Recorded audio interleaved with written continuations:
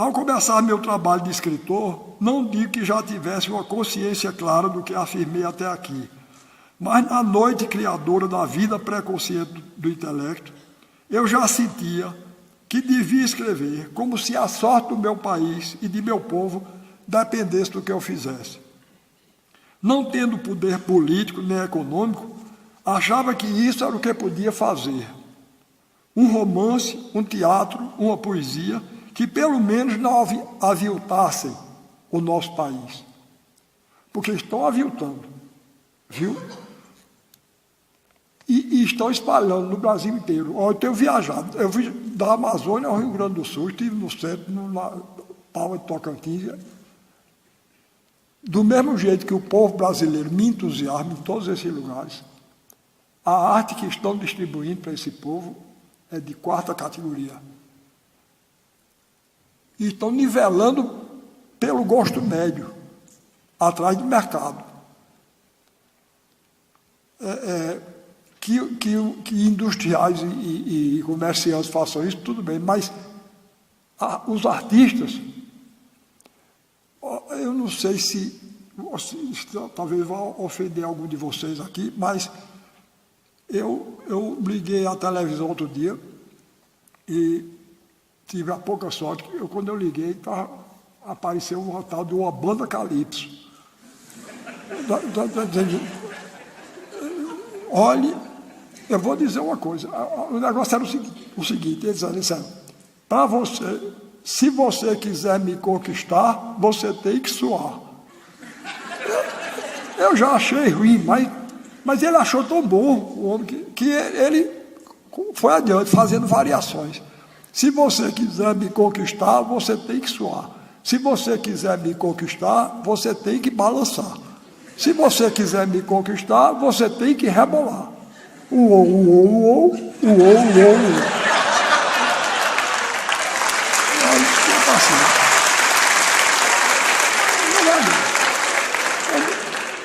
Pois bem, aí meu neto chegou junto de mim, meu neto mais velho.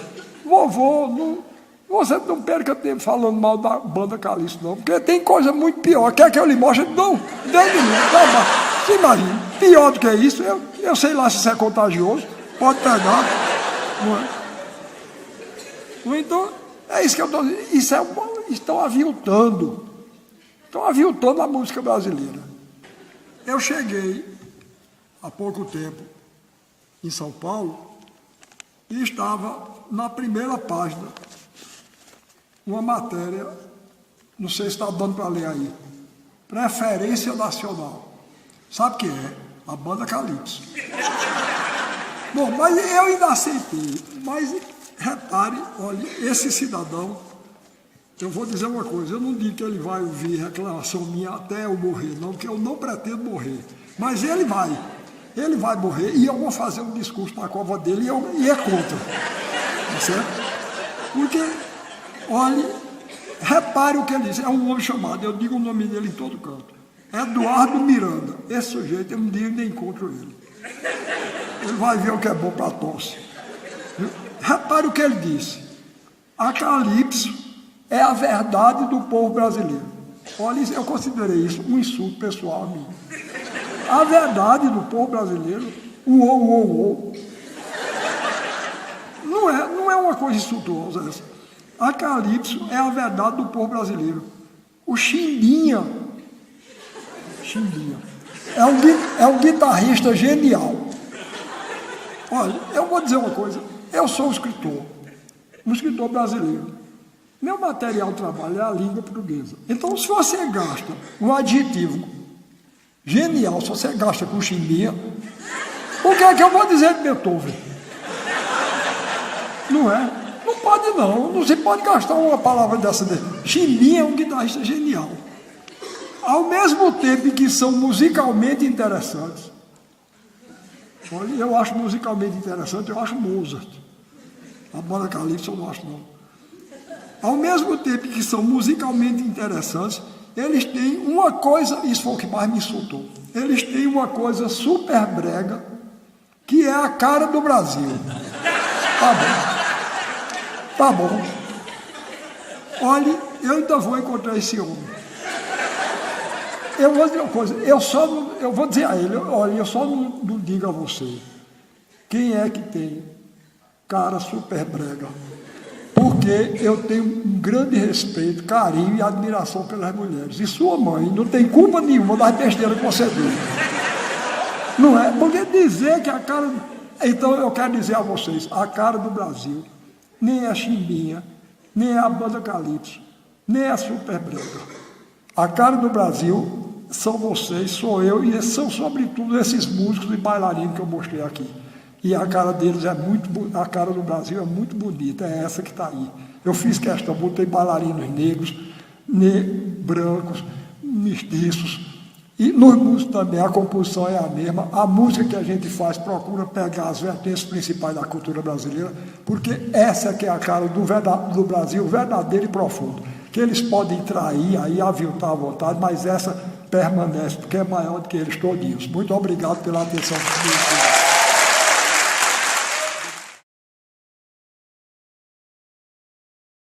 Eu fiquei com a preocupação, os arquitetos brasileiros fugindo da cor.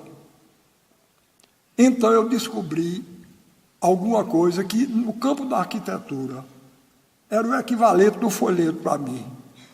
É uma casa maravilhosa, feita por um negro que se alfabetizou aos 36 anos, Gabriel Joaquim dos Santos. Ele fazia essa casa com caco de cerâmica, de copo, de prato. É toda feita de caco, mas é uma cor, é uma coisa linda a casa. É o oposto da arquitetura de Brasília. Alexandre, mostra aí a Casa da Flor, Alexandre.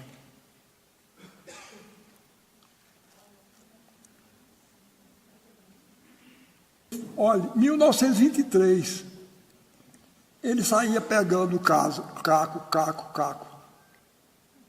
e criando. Agora vejam o que ele escreveu. Repare que coisa linda. São expressões dele mesmo. Diz: minha casa nasceu dos sonhos que tenho, uns já no sono, outros pouco antes de pegar no sono. Pensei em fazer ela do nada, mas cercada por um muro feito de cacos, de potes, jarras, tijolos e telhas. O primeiro bordado que fiz nas paredes, bordado, ele chama bordado, está vendo? Ele chama isso bordado. Ele bordava as paredes. O primeiro bordado que fiz, deixa aí, que fiz nas paredes dela, foi perto da minha cama, que também foi feita por mim. Mas antes mesmo de terminar a parte de dentro, comecei a embelezá-la de fora. A inspiração continuava a vir do sonho. E hoje a Casa da Flor está pronta. É revestida de cacos de telha, de vidro, de potes, de pratos, de cerâmicas. Eu quero que ela fique aí, que nunca se desmanche. A chuva bate nela, lave, mas ela fica como é, uma sempre viva. Sempre viva é uma flor que realmente dá a impressão de não molhar, não é? As flores iam aparecendo nos meus sonhos e na minha imaginação. E eu ia fazendo cada uma delas com cacos de garrafa, de pratos e de telhas. No meu quarto, separei por uma escada a cama do altar dos livros. Veja, para mim que sou escritor, ele não chama estante, não. Chama o altar dos livros. É o oposto daquele homem que foi me aconselhar a não fazer mais livro, não é? Ele considera, como eu, o livro uma coisa tão importante que ele chamou o altar dos livros. A estante onde existe um retrato do presidente Getúlio Vargas. Fiz de tudo em minha vida. Fui pedreiro, operário, trabalhei nas salinas, fui carpinteiro, mas hoje sou arquiteto, um mestre de obras, um artista. Veja que consciência do valor dele. Não tive escola, aprendi tudo com a ventania. Que coisa linda. Aprendeu tudo com a ventania. Só aprendi a ler com 36 anos. Foi um menino, meu vizinho, que me ensinou as letras. Depois que estudei a cartilha com ele, pude ler a Bíblia e comecei a anotar num caderno os pedaços dela que mais me impressionavam. Eu gostaria muito de pegar esse caderno dele para saber quais foram os pedaços que mais impressionaram ele na Bíblia. Eu garanto que o Apocalipse ele gostava muito, porque eu gosto muito, não sei se estou... Vivo sozinho na casa da flor. Nunca me casei nem tive filhos. Se não fosse assim, eu não podia ter feito a casa, repare, celibato arquitetônico. Não é? É um herói, eu só acredito em gente assim, apaixonada. Se o sujeito for muito racional, ele fica em casa, que isso não tem futuro, não. Se não fosse assim, eu não podia ter feito a casa. E, repare outra coisa, a generosidade. E a patente dela não podia ser de todo mundo, como é. Ele disse, está aí a casa, quem quiser pode copiar. A casa da flor é feita de pensamento e sonho. É feita de cacos. É caco, é caco, é caco, mas é coisa de muita importância. Não sei o que tenho com os cacos. Quebra-se um pote e eu fico contente quando me dão os cacos, porque depois transformo tudo numa flor. Olha, isso é a imagem de qualquer artista. Pega os cacos, coisa que ninguém dá importância, e transforma numa flor, um elemento de beleza. Fico tão satisfeito. Aí na minha vida tem um mistério que eu não posso compreender. Para que é que eu ia querer uma jarra nova? De jarra comprada eu não preciso. Isso não tem graça. Quero é os cacos, porque dos cacos faço as coisas que os outros admiram.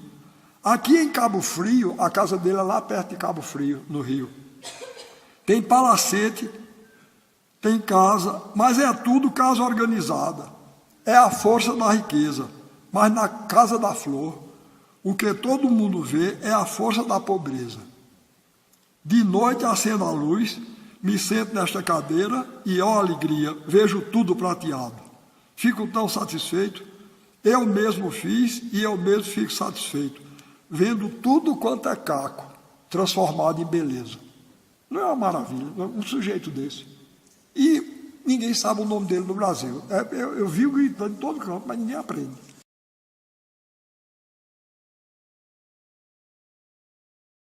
Então, o deputado foi e disse, falou lá mal do governo e disse, quanto ao secretário Ariano Suassuna, sobrou para mim. Quanto ao secretário Ariano Suassuna, ele é apenas um secretário figurativo. Tá bom, eu. Uma figura decorativa, eu. Em cima de um carro, o estado todinho. Eu dei aula nos municípios do litoral, da Zona da Mata, do Agreste, até o Alto Sertão. Eu dei aula no município chamado Afrânio, é o último município. Já faz divisa lá com o Piauí. E eu, em cima, levando esse circo da onça malhada, levando meus dançarinos, meus músicos. Porque, olha, e o povo recebe bem.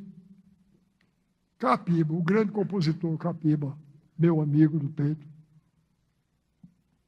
ele ficava danado quando o pessoal dizia que cachorro gosta de osso. Ele dizia, só dão osso ao cachorro. O cachorro come com avidez e diz, ele é doido por osso. Ele é doido por comida. Aí Capiba dizia, bote o filé e bote o osso, para ver qual é o que o cachorro escolhe. Não é verdade?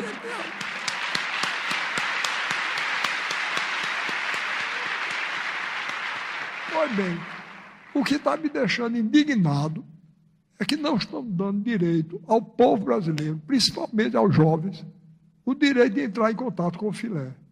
Só dão osso a eles.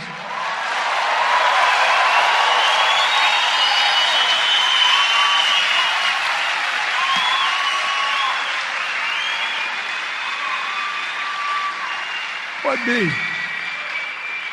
pois é por isso que eu estou fazendo esse trabalho todinho lá com o meu circo da onça malhada. É para mostrar filé ao povo.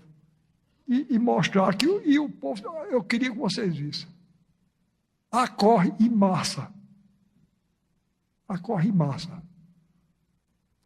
Eu dei uma aula num lugar chamado Belém de São Francisco, lá no sertão do Rio São Francisco. E uma velhinha, quando terminou, uma velhinha do povo, chegou junto de mim e disse: professor, eu nunca pensei na minha vida de ver um espetáculo bonito desse antes de eu morrer. Repare que coisa. Me pagou de tudo quando foi de canseiro, de tudo. Pois bem, e o miserável dizer que eu sou um secretário figurativo. Quer dizer, o governador tinha me nomeado só para eu ficar com cara de secretário. Sim. E para ele dizer que conta comigo na equipe. Olha, inclusive eu não gosto, não. Se tem algum secretário aqui, não leva a mal, que eu estou brincando. Eu não gosto de ser chamado por um fato muito... Lá, quando eu era menino, no sertão da Paraíba, tinha lá um jumento vadio que eu andava na rua sem dono. Sabe como era o nome dele? Secretário. Sabe? Aí eu vou lá me orgulhar do negócio dele.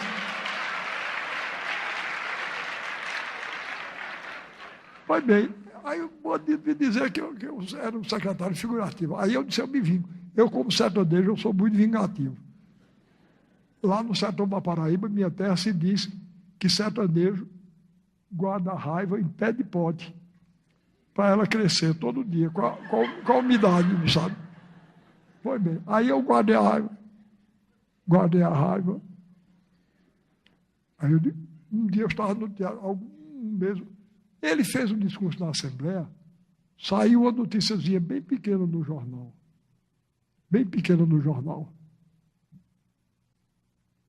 E ele nunca pensou que eu tivesse lido, mas eu li. Aí eu estava no teatro lá, eu estava mais ou menos no lugar, eu estava ali mais ou menos na segunda fila. Aí, quando ele entrou, ele fez um Judas Iscariotes. Olha, eu não estou me comparando com o Nosso Senhor, não, mas ele pode ser comparado com Judas. Porque ele se diz meu amigo e veio com essa história. Quando ele me avistou, ergueu teatralmente os braços assim e disse: querido Ariano, como vai? Eu disse: figurando.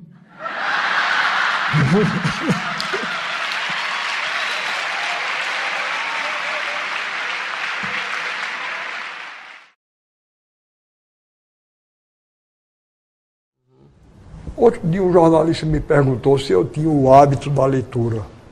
Eu disse a ele: não tenho o hábito não, eu tenho a paixão da leitura.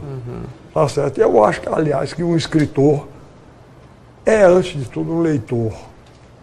Você não pode imaginar o encantamento que era para mim no sertão da Paraíba. Eu, logo que me alfabetizei, eu comecei a ler. Meu pai deixou uma biblioteca muito boa. Meu pai era um grande leitor, gostava muito de literatura. Foi na biblioteca que ele nos deixou que eu li pela primeira vez Essa de Queiroz, Machado de Assis, a Luísa Azevedo, Euclides da Cunha. Então, eu vivia no sertão e as duas paixões, os dois elementos que me abriam para o mundo, para a fantasia do mundo, para a alegria do mundo, eram o circo e o livro. Tá certo? Então, quando eu coloquei, não foi à toa que eu coloquei no Alto da Compadecida um palhaço para me representar. É porque, para mim, o palhaço é a figura emblemática do ator. E o circo, até pela forma circular e uterina, é um emblema do mundo, é uma metáfora do mundo. Então, foi essa paixão da literatura que me levou logo que eu comecei a ler aqueles livros, eu comecei a querer ser um deles. A gente quer que passaram a ser os meus modelos de vida, os escritores. Então, o que eu diria aos jovens de hoje é que, se possível, eles não deixem a leitura de lado. porque foi a leitura que me abriu para o mundo. A leitura foi uma coisa fundamental. Eu não posso entender o mundo sem literatura, tanto para ler como para escrever. Eu leio todo dia e escrevo todo dia. É uma paixão para mim. Não faço distinção entre a literatura e a vida. Agora, para a juventude de hoje e para os professores de hoje, com os meios de comunicação, como estão muito diferentes, eu acho que um caminho seria, eu vou dar um exemplo prático. Guel Arraes fez uma adaptação muito bonita de um livro pelo qual eu tenho uma grande admiração, O Coronel e o Lobisomem, de José Cândido de Carvalho. Então, eu tenho certeza de que se o professor exibe o filme no aparelhozinho de televisão na classe e dá o livro para os estudantes lerem, eu tenho certeza que eles vão se apaixonar pelo livro. Eu acho que seria um caminho. A minha mãe foi uma personalidade fora do comum, viu? Ela ficou viúva, para você ter uma ideia, ficou viúva com 34 anos, com 9 filhos, no sertão da Paraíba. E criou todos, e nenhum deu para ladrão, nem para assassino. Então eu acho isso uma coisa extraordinária. E eu digo sempre que o processo de educação é uma coisa muito, muito lenta, não é? E eu já estava casado e com filhos, e ainda de vez em quando ela tinha que me chamar a atenção para alguma coisa. Ela era uma figura extraordinária. Você veja então o que aconteceu. Eu já estava casado e com filhos, e quando foi um dia, ela começou a achar que eu estava tratando os filhos com muita dureza. E eu realmente estava. Depois eu vi que estava, mas é porque eu tinha sido criado por ela desse jeito. Mas depois eu vi que, depois que ela me chamou a atenção, que a situação tinha mudado. Nem meu pai tinha sido assassinado, o pai deles tinha sido assassinado, claro, como o meu, nem a gente estava no sertão. Infelizmente, a gente só tem uma vez para educar os filhos, né? Então, principalmente com os dois primeiros, Joaquim e Maria, eu fui severo em excesso, seguindo os passos dela, que ela criava a gente com rédea curta e tinha que criar mesmo. Porque não é brincadeira tomar conta de 9 filhos sozinha no sertão da Paraíba, era duro. Então, ela adotava um processo que eu achava muito bom. Ela não chamava a atenção da gente diretamente, porque ela dizia que falando podia perder o controle e dizer o que não devia e o que não queria. Então ela fazia uma carta. Essas cartas eram famosas entre nós. Todos os filhos, quando ela discordava de uma coisa, ela mandava uma carta. Aí, nesse tempo, eu recebi uma carta. Ela sabia que eu gostava muito, que eu gosto muito de abacate. Então, ela mandou um portador lá em casa levar uns abacates para mim, e com os abacates vinha uma carta me passando um carão que eu estava sendo excessivamente severo com os filhos. Aí, no dia seguinte, eu fui lá, entrei, pedi a bênção a ela, como sempre fazia. Ô, meu filho, que alegria você está aqui. Está tudo bem lá com você? Aí eu disse, está, mamãe. A única coisa que não está bem foi um portador que me apareceu ontem, um vendedor de abacate, me vendendo os abacates por um preço muito caro. Ela entendeu imediatamente o que é que eu estava dizendo, né? Aí disse, e você não pense que os abacates foram para você, não. Os abacates foram para sua mulher, que merece. Você não está merecendo, não. Para você foi só a carta. Ela era séria. Veja como é o processo de educação, né? Eu já estou casado com 2 filhos e ainda estava precisando levar um puxavão de orelha de minha mãe. Vai gente na minha casa me jogar coisa na cara. Eu tenho um azar para isso, da peste. Não sei se acontece com vocês. Eu não vou na casa de ninguém, aperrear ninguém, para converter ninguém a coisa nenhuma. Mas na minha casa, de vez em quando, baixa um. Outro dia chegou, repare que sujeito inconveniente. Ele sabe que eu sou escritor. Chegou na minha casa e disse: eu soube que você está escrevendo um livro, uma coisa muito espantosa. Eu, um escritor. Eu digo: estou. Aí ele disse: rapaz, isso está ultrapassado. Eu digo: ultrapassado por quê? Ele disse: porque o computador agora. Eu digo: olha, pode estar ultrapassado, mas enquanto existir gente como eu gosto de ler, e gosto de ler livro. E eu só gosto de ler deitado. E eu não vou ficar embolando com o computador na cama, não, porque não dá. É muito inconveniente, não é verdade? Pois bem,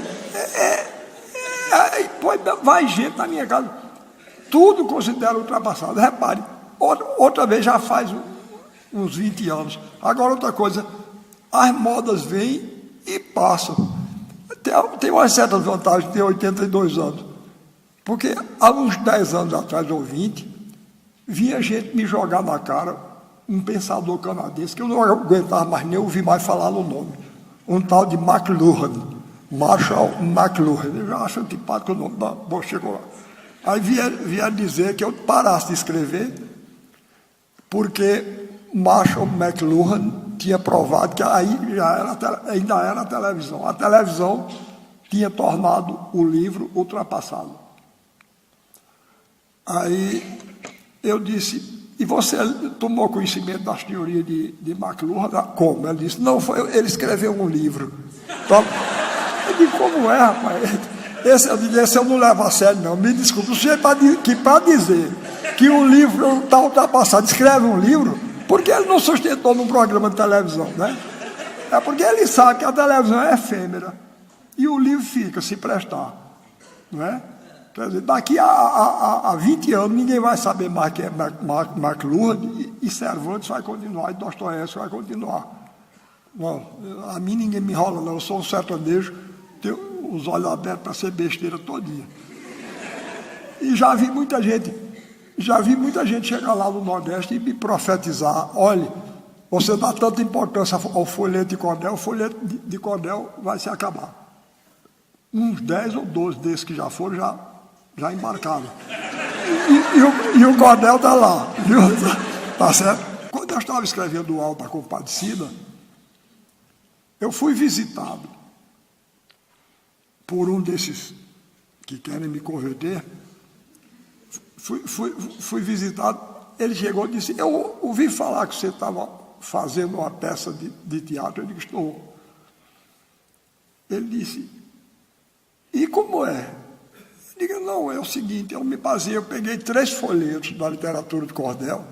O primeiro chamado O Enterro do Cachorro, o segundo, O Cavalo que Defecava Dinheiro, e o terceiro, O Castigo da Soberba. E me baseei neles para fazer uma peça.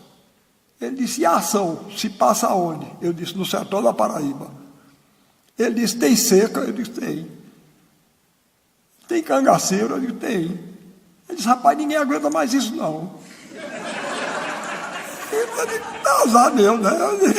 Ele não, se não aguentar, é um assunto que está me interessando, é esse aí. Eu faço uma peça. Ele disse: pois e disse: como é o nome dos personagens principais? Eu disse: Chicó e João Grilo. Ele disse: e como é que vão traduzir isso? Eu disse: eu sei lá, rapaz. Não é? Eu digo: olha, eu sou escritor brasileiro, eu escrevo para o meu país, para o meu povo. Se os outros gostarem, eu acho ótimo. Mas eu escrevo para o meu povo. Ele disse: pois eu só coloco o nome. Ele era dramaturgo também. Eu só coloco o nome nos meus personagens que possa se traduzir. Eu gosto muito do nome Martim, porque pode ser, na França pode ser Martin, e nos Estados Unidos, Martin. Coitado, rapaz, com essa preocupação. Nunca ligaram para ele, nunca lhe traduziram. Ele podia ter botado o nome que ele quisesse, que ele não traduziu de jeito nenhum. E não é que traduziram. Na França, João Grilo chama-se Jean Griot. E nos Estados Unidos, John Cricket. Horrível. Eu acho péssimo.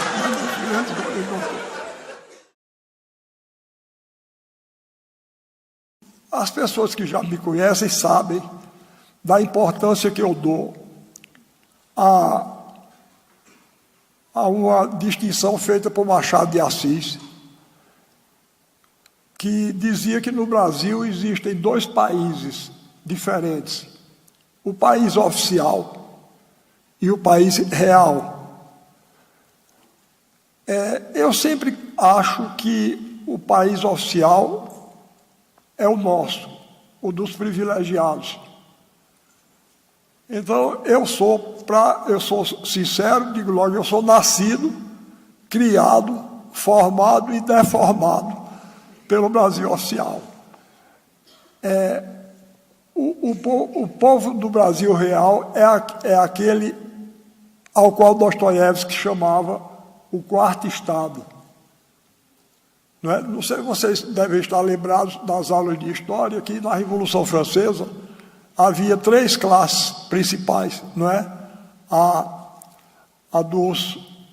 O clero, a nobreza e o que eles chamavam o povo.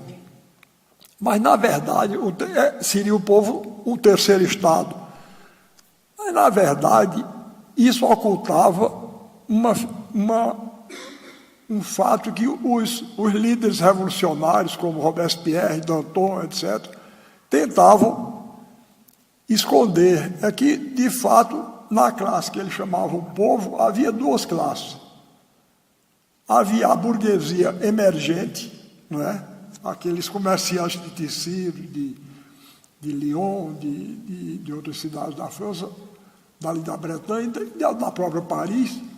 A burguesia começava a ascender no fim do século XVIII, não é isso? E o povo, que era o campesinato pobre e o nascente operariado das cidades. Mas eles, então, por astúcia, eles colocavam o povo como sendo isso. Então, o que eu chamo o Brasil real é o povo do quarto estado. É essa enorme maioria de analfabetos e semi-alfabetizados que representam o grosso da população brasileira. Pois bem, então, desde que eu li essa frase de Machado de Assis, a frase teve para mim a importância de uma revelação. Eu descobri que era uma verdade, aquilo que ele dizia. Agora, resolvi de minha parte, tendo a consciência de que fui criado e formado pelo Brasil oficial, tendo a consciência de que, se a gente quiser que o Brasil dê um passo fundamental no sentido de se tornar não um país, mas uma nação, a gente tem que levar em conta esse quarto estado. E foi isso que, desde muito moço, eu procurei fazer no que eu escrevo. Eu sou dramaturgo, romancista e poeta. E então eu resolvi prestar atenção à arte do povo do Brasil real, para ver se conseguia, assim, a criação de uma arte que, até do ponto de vista político, apresentasse um caminho para que a nossa nação se plasme como uma nação verdadeira. Eu tenho essa preocupação, uma preocupação muito grande, desde muito jovem. E a semana passada me revelaram um fato que eu achei muito curioso. O meu neto, eu tenho um neto que tem o mesmo nome que eu, Ariano. E ele estava numa aula e uma professora de História do Brasil começou a elogiar os Estados Unidos. elogiar, elogiar. Ele aí começou a rebater. Começou a rebater. Daqui a pouco a professora virou-se para ele. Para minha surpresa, a professora sabia que era ele e sabia que o avô dele era eu. Aí disse, olhe, e ela sentiu nas palavras dele que ele estava um pouco se encaminhando numa linha parecida com a minha, porque ela aí disse, olhe, eu quero dizer a você que seu avô tem uma visão muito idealizada do Brasil e do povo brasileiro. E eu vou lhe dizer uma coisa, eu não sei se vocês conhecem aqui a expressão quenga, conhecem? Pois bem, então a professora lá disse, eu preferia ser quenga nos Estados Unidos a ser uma professora que sou aqui no Brasil. Aí disse, porque e ainda vem dizer que eu idealizo. Ela é que idealiza, não é? Os Estados Unidos. Imagine uma coisa dessa, aquele paraíso maravilhoso. Eu tinha uma irmã que era como ela, coitada, ela acreditava nessas coisas. Chegou lá um dia, ela de noite não podia dormir, porque ela foi à igreja e lá tinha uma parte da igreja para preto e outra para branco. E ela ficou chorando de noite. Não é que aqui não exista preconceito, não existe, mas lá é mais virulento, muito mais virulento. Pois bem, então eu parto dessa, eu sei demais os defeitos que existem no Brasil, era o que faltava, eu não sabia. Eu fui forçado a isso, mesmo que eu não quisesse, eu fui forçado. Eu tinha 5 anos de idade quando assisti uma das piores secas do sertão da Paraíba, a seca de 32. Pois bem, eu vi uma velhinha, minha mãe guardava uns alguidares de barro assim, cheio de coalhada e leite, farinha, para poder alimentar as pessoas que passavam. Pois bem, essa velhinha, ela veio com o filho dela, a nora e os netos pequenos, saiu lá da estrada e se encaminhou para a casa da gente para perder. No meio do caminho a gente viu ela tombar, morreu. E eu ia não ver uma coisa dessa. Eu vejo. Aí, outra coisa, os erros daqui são diferentes dos de lá, mas não são menores, não. Não existe nação exemplar no mundo, não.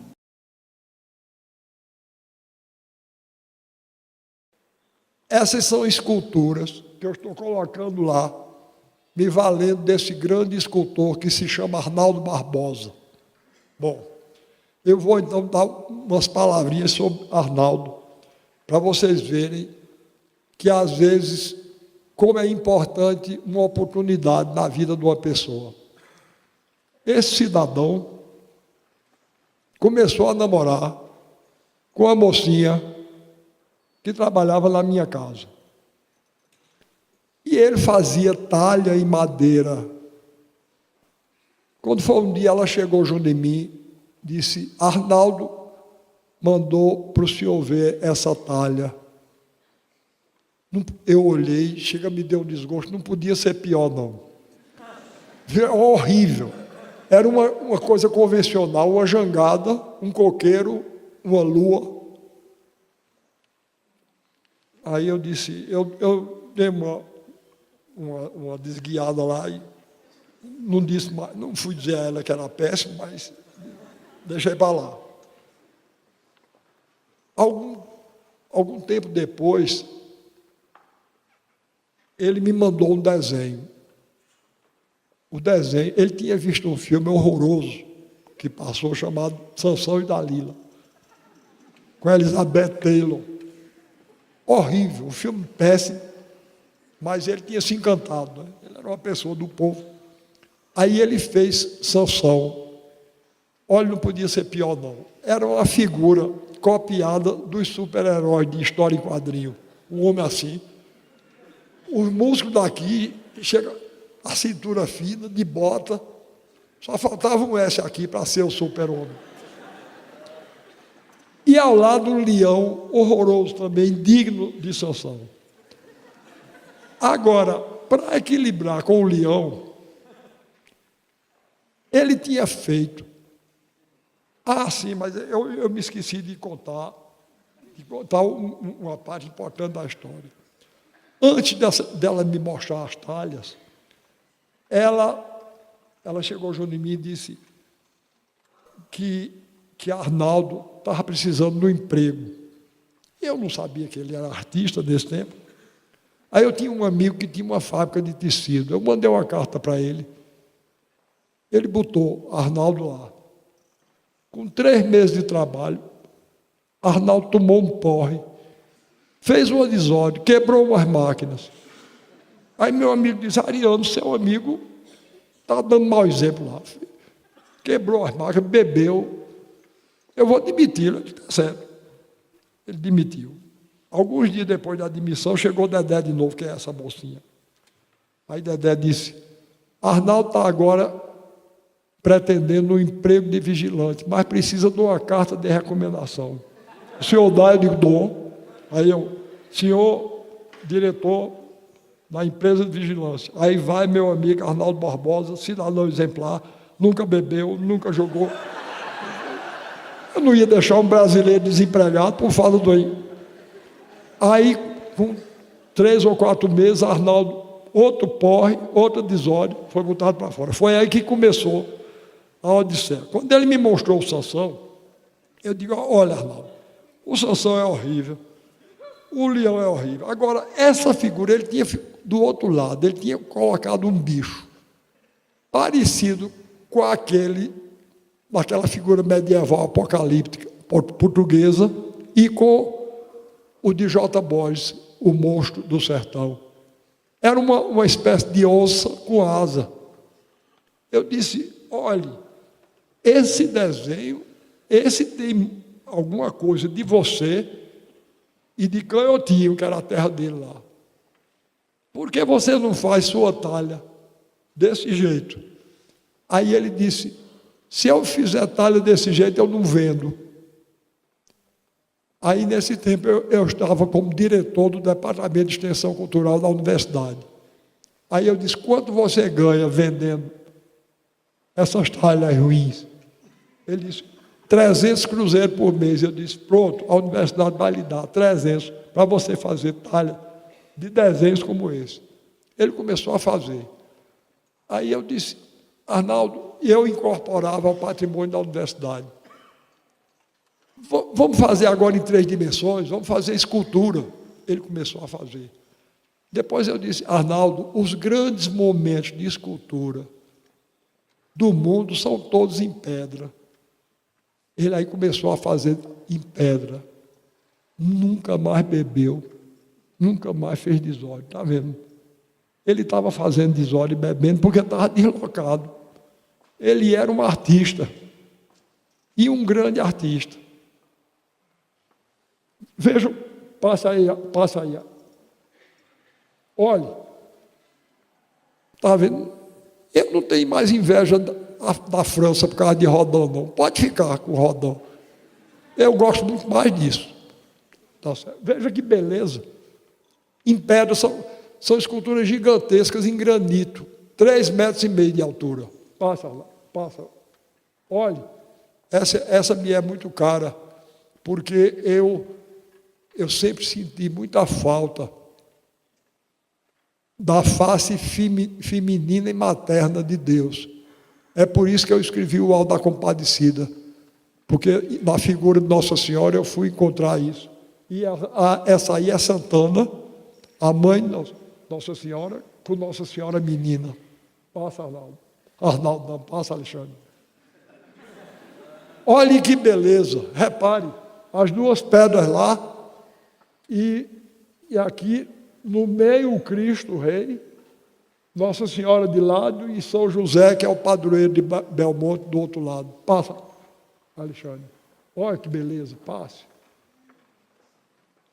Oh, repare que coisa. Santo Antônio. Bom, então, eu vim aqui hoje, e o que eu queria dar ideia a vocês era isso. Vejam bem, Eu, às vezes, sou acusado de não gostar das culturas estrangeiras. Isso não é verdade. Eu seria um ingrato, tá certo? Eu devo muito a grandes escritores de diversos países. Devo muito a Gogol e Dostoiévski e Tolstói, que são russos. Devo muito a Molière, que era francês. Devo muito a Cervantes e Calderón, que eram espanhóis. Devo muito a Goldoni, que era italiano. Então, eu não tenho hostilidade contra forma de cultura nenhuma. Agora, eu não posso admitir que os meios de comunicação peguem o lixo cultural americano e espalhem pelo mundo, fazendo a gente engolir de goela abaixo, como se fosse modelo. Não é verdade?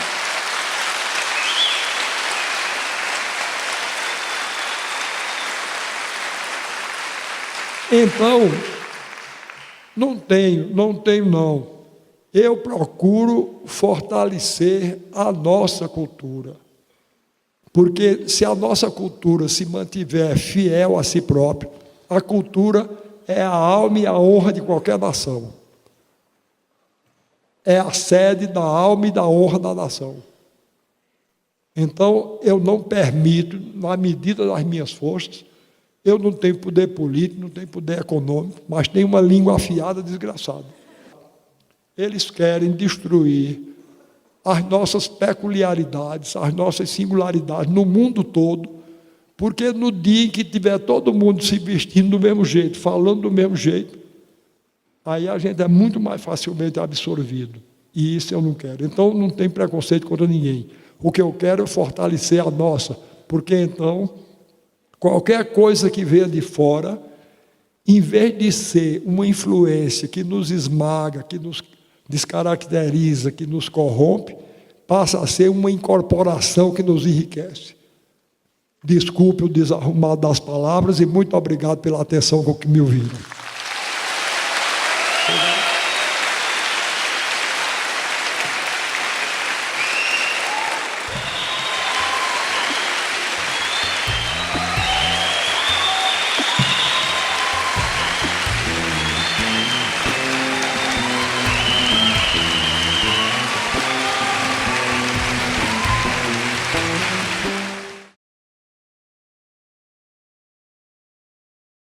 Molière era um dramaturgo que só podia nascer na França.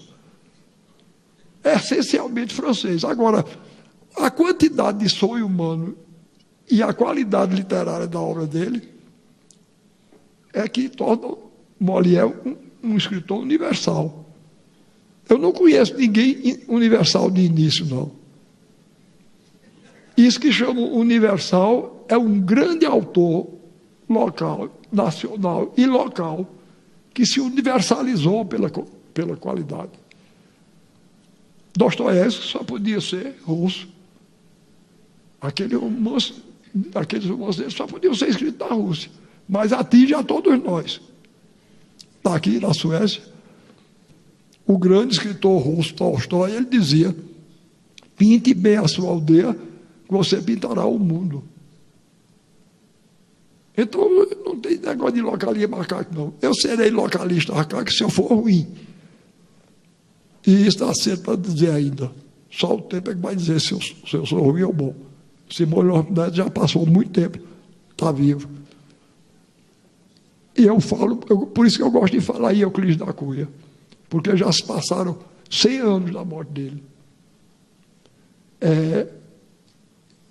E o que tinha de envelhecer na obra dele já envelheceu. Então, Os Sertões continua vivo. É um livro que continua vivo e que, enquanto houver língua portuguesa, enquanto houver um país chamado Brasil, vai saber que é um livro fundamental. Faço também sempre uma distinção muito grande entre êxito e sucesso. Outro dia disseram a mim que a minha luta era inútil porque o Brasil,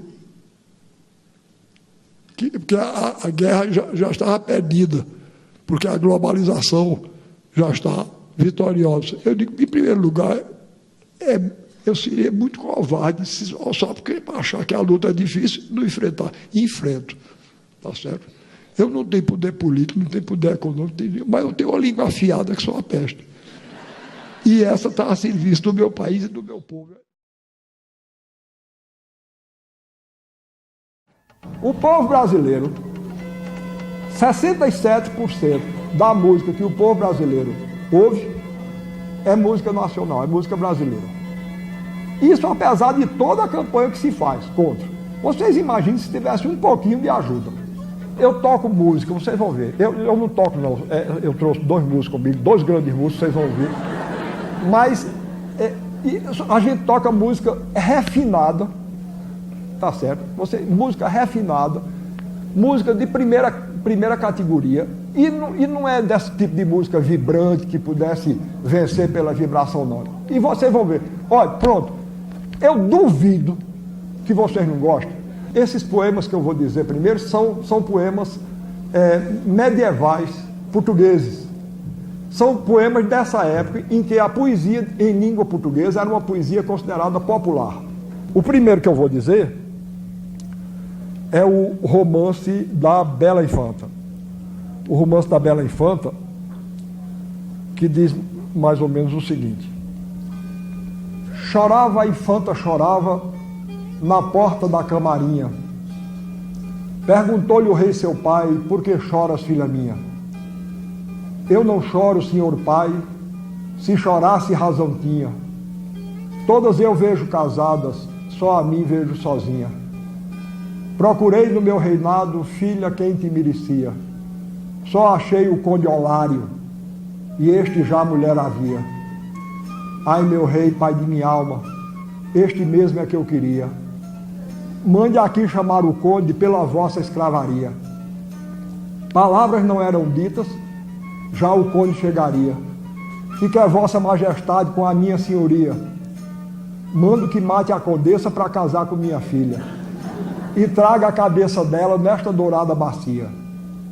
Eu estava dizendo, eu não gosto muito desse poema, porque o homem eu gosto muito do poema, mas eu tenho raiva. Eu tenho raiva do conde, que eu nunca vi um conde mais safado do que esse. Tá certo? Olha, eu tenho uma admiração enorme por mulher. Eu acho mulher é melhor do que homem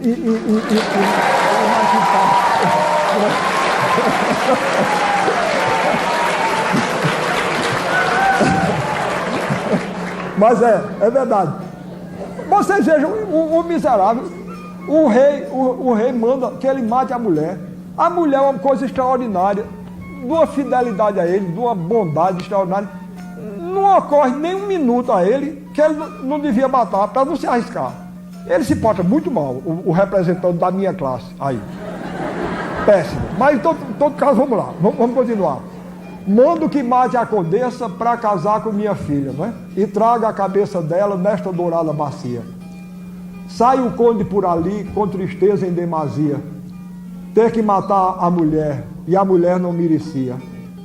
A condessa que o esperava, para abraçá-lo corria, com o filhinho nos braços, já de longe bem o via. Sentaram-se os dois à mesa, nenhum nem outro comia. As lágrimas eram tantas que pela mesa corriam.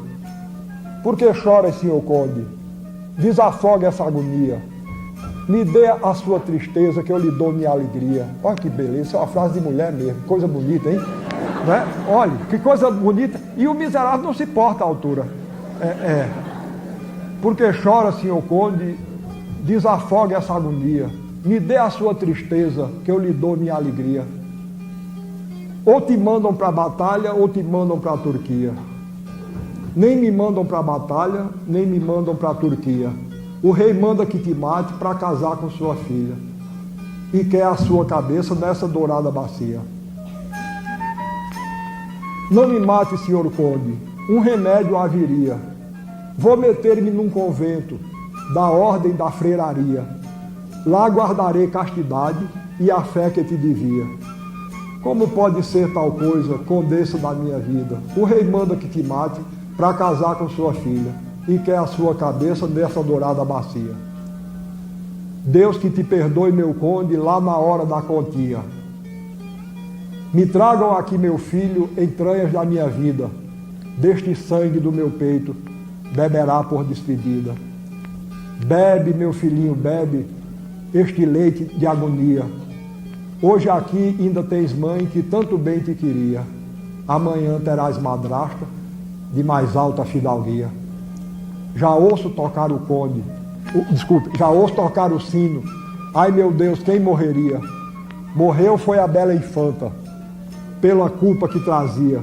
Descasar os bem casados, coisa que Deus não queria. Não é bonito, né? Bom.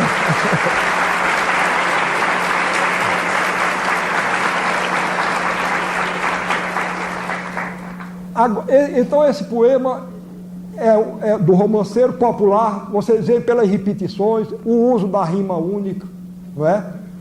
Agora, esse que eu vou dizer é mais épico, porque é um romance guerreiro, chama-se A Donzela que Foi à Guerra. É também da primeira fase da Idade Média portuguesa e veio para cá e as pessoas cantavam. E para nós brasileiros tem uma importância que depois eu vou explicar qual é. Pregoadas são as guerras entre a França e o Aragão. Ai de mim que já sou velho, não as posso brigar não. E 7 filhas que tenho, nenhuma delas é varão. Responde a filha mais velha com toda a resolução. Venham armas e cavalo, que eu serei filho varão. Tendes os ombros muito altos, filha, conhecer-vos-ão. Venham armas bem pesadas, os ombros abaixarão. Tendes as mãos delicadas, filha, conhecer-vos-ão. Venham já luvas de ferro e compridas ficarão. Tendes os peitos bem altos, filha, conhecer-vos-ão. Venha gibão apertado, os peitos encolherão. Tendes os olhos bem vivos, filha, conhecer-vos-ão. Quando eu passar pela armada, porei os olhos no chão. Aí o poeta faz uma pausa e já aparece um capitão que está perturbado, porque aquele soldado tem os olhos bonitos demais. Tá certo? Então, o capitão aí já fala: senhor pai, senhora mãe, grande dor de coração, os olhos do conde Daros são de mulher, de homem não. Convidai-o vós, meu filho, para ir convosco ao pomar, pois se ele for mulher, a maçã se vai pegar. Deve ser uma vocação do Jardim do Éden, não é? A donzela, por discreta, uma pera foi pegar. Ah, que bela pera essa para um homem cheirar. Maçãs ficam para as damas, quem lhes pudera levar. Senhor pai, senhora mãe, grande dor de coração, os olhos do conde Daros são de mulher, de homem não. Convidai-o vós, meu filho, para convosco feirar, pois se ele for mulher, as fitas se vai pegar. A donzela, por discreta, uma faca foi comprar. Ah, que bela faca esta, para um homem brigar. Fitas ficam para as damas, quem lhes pudera levar. Senhor pai, senhora mãe, grande dor de coração, os olhos do conde Daros são de mulher, de homem não. Agora vai esquentar. Convidai-o, vós, meu filho, para convosco banhar, pois se ele for mulher, ao convite vai faltar. Aí a donzela combina com o pajem dela para interromper, né? A donzela, por discreta, começou-se a desnudar. Traz-lhe seu pajem uma carta, pôs-se a ler, pôs-se a chorar.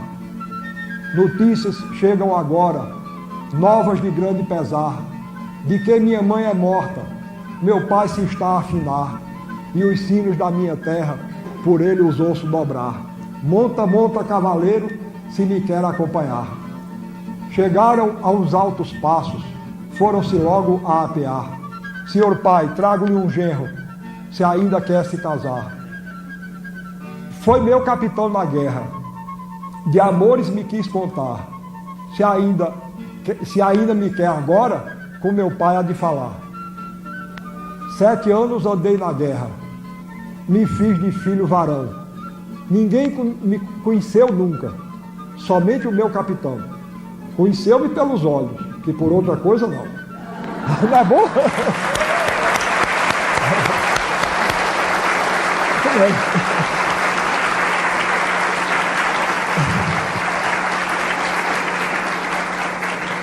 Bom, esse romance é importante para nós brasileiros, porque além do seu valor literário, ele serviu de motivo ao grande escritor Guimarães Rosa para fazer o Grande Sertão Veredas, não é? Esses romances emigram para cá. Esse aí, o romance da Bela Infanta, eu cantava quando era menino. Então era assim: chorava a infanta, chorava na porta da camarinha, perguntou-lhe o rei seu pai: por que choras, filha minha? Eu não choro, filho pai.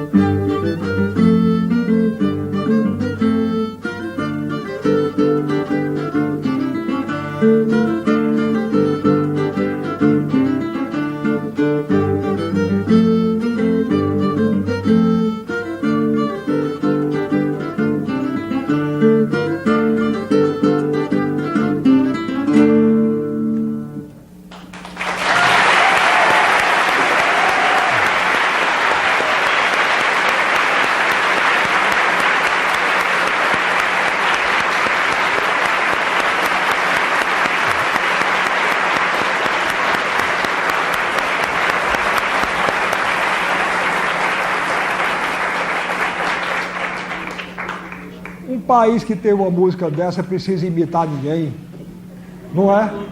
Não é verdade?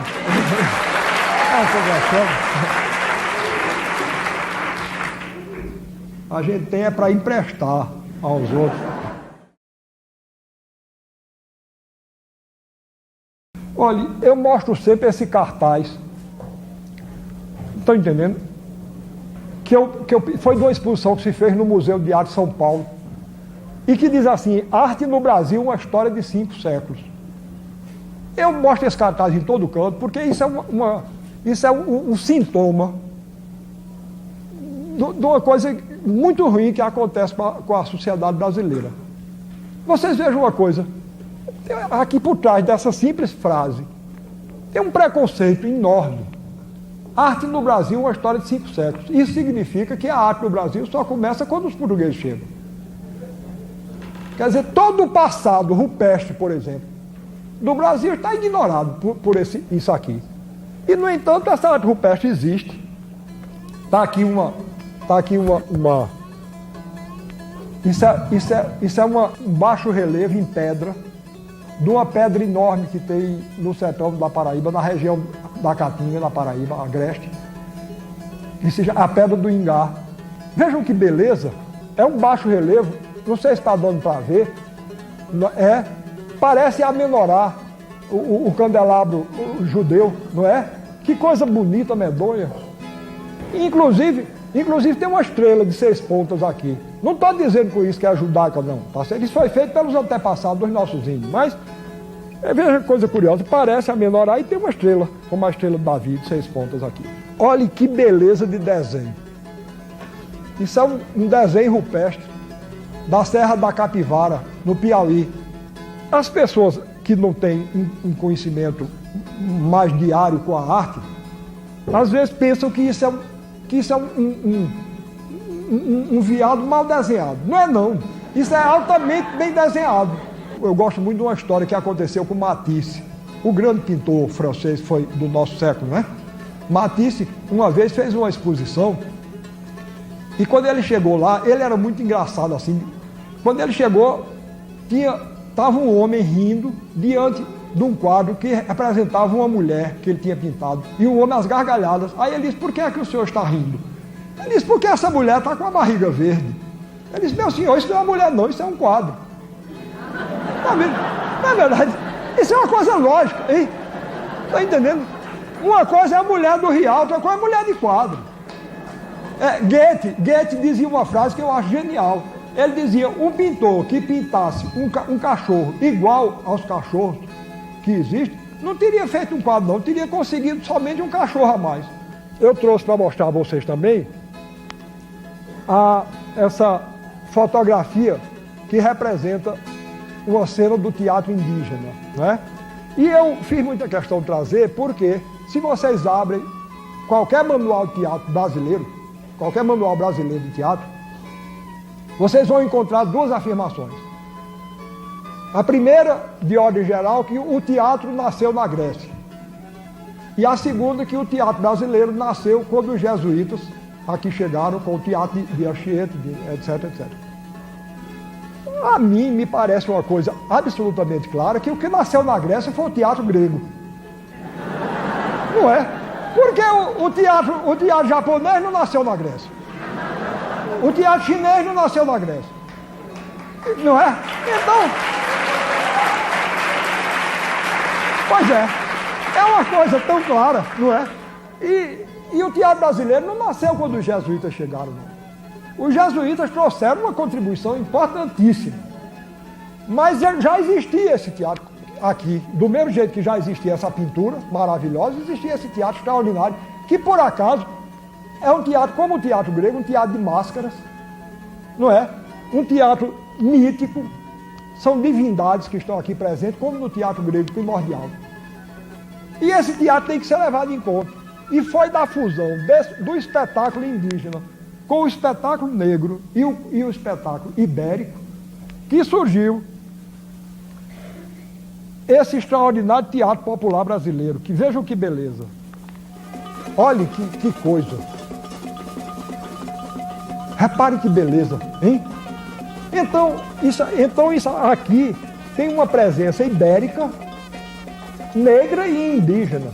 Eu falei na importância das outras etnias, eu sempre tive muita admiração pela cultura japonesa. E eu sempre dizia que o filme de Kurosawa, por exemplo, o filme de samurai, o teatro nacional e popular do Japão exerceu uma influência fundamental. O no e o kabuki, é dali que vem aquelas roupas, aquelas atitudes, aquele modo de representar. E eu achava que para nós brasileiros, claro que eu não queria que nós imitássemos Kurosawa, eu queria que nós fizéssemos em relação ao Brasil o que ele fez em relação à cultura japonesa. Então eu achava que o que para ele foi o no e o kabuki, para a gente é isso aqui. Então, muito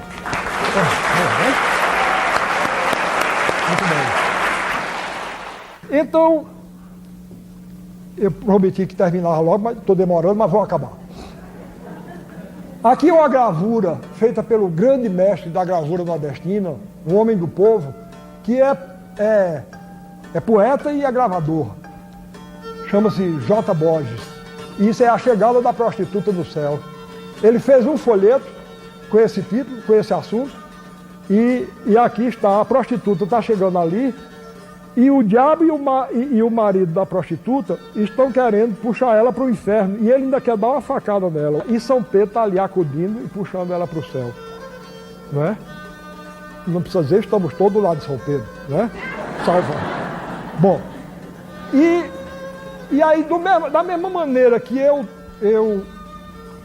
procuro no teatro, baseado no folheto, o meu querido amigo Gilvan Samico, que eu considero o maior gravador do Brasil, ele parte das capas dos folhetos. Do mesmo jeito que eu parto da poesia narrativa dos folhetos para fazer meu teatro, ele parte. Essa gravura chama-se O Fazedor da Noite. O Fazedor da Noite está aqui, ele está espalhando a noite para cá. Né? Aqui tem um homem, um pássaro oferecendo a maçã, acho que é o pecado, qualquer coisa. Aqui tem um anjo em cima do leão e o anjo refletido para o lado de cá. Essa gravura é lindíssima, dá para vocês terem uma ideia. E, finalmente, a última, eu trouxe uma fotografia de uma casa popular africana, que é muito bonita, e uma casa popular brasileira, que é muito bonita. Essa aqui são fotografias de outra querida amiga minha, que é uma grande fotógrafa também, Ana Mariani, e que ela... Vejam que beleza vocês vejam, o preconceito contra a cultura popular é tão grande, que quando ela publicou um livro sobre essas casas populares, um crítico brasileiro disse que os mestres de obra do Nordeste provavelmente tinham que ter conhecido Volpe e Mondrian. Vocês imaginem o mestre de obra nosso conhecer Volpe e Mondrian. Aí eu, por brincadeira, disse a ele, olha, você aqui, você pode até assistir, mas você não vai perguntar isso ao nome, porque ele pensa que você está dizendo alguma pornografia, você é capaz de morrer, não é?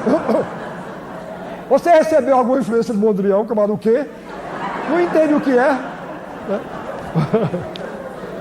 Bom, de maneira que eu chego no fim, e eu quero então dizer isso a vocês, que, como eu disse, eu não tenho...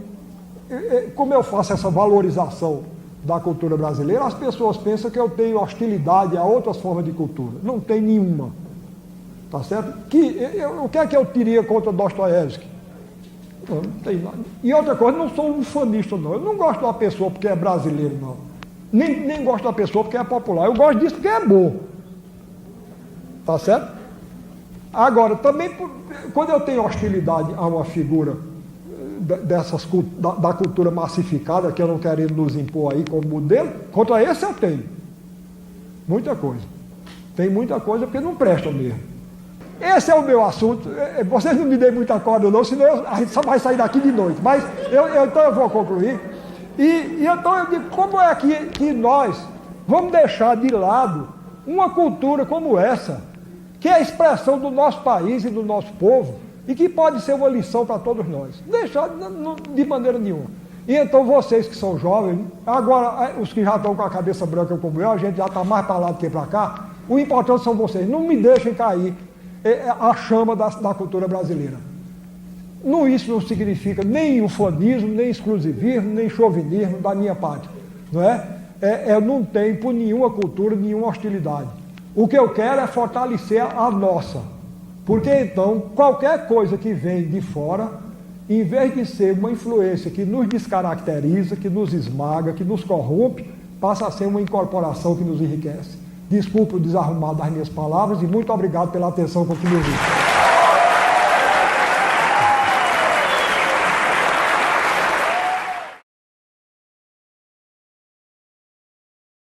Existe uma peça de teatro de um grande dramaturgo espanhol, de quem recebi uma grande influência. Ele se chamava Calderón de la Barca. E ele fez uma peça chamada A Vida é Sonho. E vejam que coisa curiosa. Ele usa nessa peça o mesmo tipo de estrofe,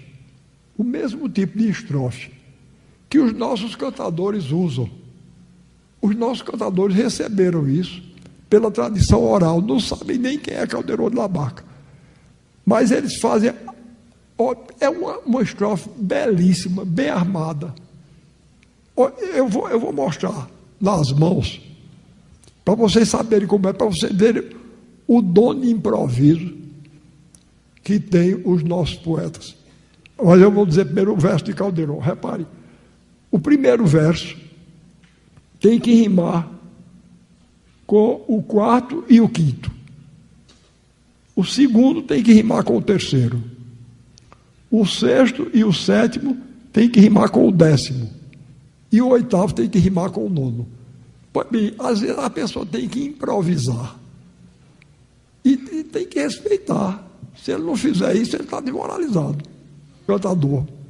Mas eu vou dizer, repare que beleza. Nessa peça de Caldeirão, ele conta a história de um príncipe, Sigismundo, que quando a mãe dele estava grávida dele, um profeta disse que ele ia ser nefasto ao reino. O rei, pai dele, Basílio, com medo, quando ele nasce, ele manda, antes de Sigismundo nascer, ele manda construir num lugar afastado, deserto, uma torre de pedra. E quando Sigismundo nasce, ele coloca ele na torre, ele não quer matar o príncipe. Aconselharam ele até, inclusive, a matar. Mas ele deixa lá o príncipezinho nessa torre. Só quem sabe da existência de Sigismundo é o maior amigo dele, um cidadão chamado Clotaldo.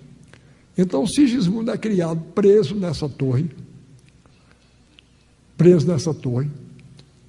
até a idade adulta. Ele aprende a falar com Clotaldo, recebe a comida da mão de Clotaldo.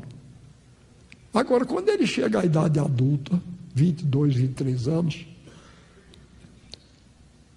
aí o rei começa a ter remorso. Chama Clotaldo e diz: será que a gente fez bem? Só por uma profecia, que pode estar enganada, de pegar o meu filho. O que é que você me sugere? Aí Clotaldo diz a ele: vou fazer o seguinte, eu vou botar um narcótico na comida dele, ou na bebida, ele toma, adormece, e a gente traz ele para aqui. E convence a ele que ele, desde menino, sofreu um pesadelo, que não houve nada daquilo, que ele é um príncipe. Aí Basílio, o rei, aceita. Aí trazem Sigismundo. Sigismundo, quando desperta, está vestido de príncipe, numa corte, e convencem a ele que a vida da torre de prisioneiro foi um sonho, um pesadelo ruim que ele teve, que nunca existiu. Acontece que um camarada criado desse jeito não podia ter um comportamento muito bom, não. E ele mata uma pessoa. Aí o rei aí fica apavorado de novo. Aí resolve ele e Clotaldo, dão novamente o narcótico a Sigismundo e trancam de novo na torre. Sigismundo, quando acorda, está preso, cheio de cadeias, de correntes, amarrado de novo na torre. E Clotaldo convence a ele, convence Sigismundo de que a sonhada foi a vida da corte. Aí ele, coitado, fica na dúvida. Aí quando ele desperta lá, algemado, preso, ele fala na peça 2 décimas de Caldeirão. Reparem que beleza. Sonha o rico na riqueza. A vida é sonho, é o nome da peça, né? Sonha o rico na riqueza, que cuidados lhe oferece. Sonha o pobre que padece na miséria e na pobreza. Sonha o que busca a beleza. Sonha o que luta e pretende. Sonha o que agrava e ofende. E no mundo, em conclusão, todos sonham o que são, coisa que ninguém entende. Eu sonho que estou aqui, de correntes carregado, e sonhei que em outro estado, como príncipe, vivi. É a vida, um frenesi. Que é a vida? Uma ilusão. Uma sombra, uma ficção, e o bem mais belo é medonho, pois toda a vida é um sonho, e os sonhos são. Não é bonito?